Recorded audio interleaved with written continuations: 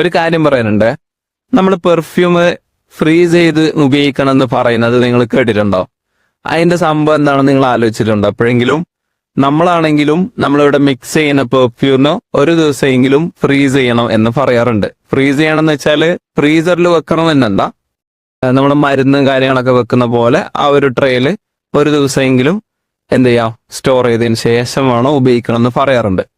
അതായത് നമ്മുടെ പെർഫ്യൂം എന്ന് പറഞ്ഞാൽ ബേസിക്കലി ഏതെങ്കിലും ഒരു ഫ്രാഗ്രൻസ് ഓയിലും അതുപോലെ അതിന്റെ കൂടെ ആൽക്കഹോളും മിക്സ് ചെയ്ത ഒരു മിക്സ്ചറാണ്.